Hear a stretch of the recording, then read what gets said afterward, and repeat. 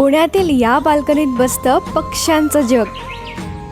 या आहेत स्मिता पासालकर, ज्यांनी आपल्या छोट्याशा बाल्कनीला पक्ष्यांसाठी सुरक्षित आश्रयात बदलला आहे. लहानपणी त्या रोज आपल्या वडिलांना घरासमोर पक्ष्यांसाठी दाना पाणी ठेवताना पाहायच्या. झाडांनी वेढलेल्या घराभोवती चिमण्यांचा किलबिलाटाचा गोड स्वर नेहमीच दाटून राहायचा. पण काळ बदलला, वडिलांचं छत्र हरपलं आणि त्या आठवणी मनाच्या एका कोपऱ्यात शांतपणे जपल्या गेल्या. लग्नानंतर पुण्यात आल्यावर सुरू झालं शहरातलं आयुष्य. छोटं घर, मर्यादित जागा, धावपळीचं जग आणि हळूहळू पक्ष्यांचा आवाजही हरवत गेला. पण मनातलं बालपण अजूनही जिवंत होतं. म्हणूनच त्यांना हवं होतं मोकळी बाल्कनी असलेलं घर, जिथे पुन्हा एकदा पक्ष्यांचा किलबिलाट ऐकू येईल. आणि त्या स्वप्नासाठीच त्या नव्या घरात राहायला आल्या. सुरुवात अगदी छोट्याशा प्रयत्नातून झाली.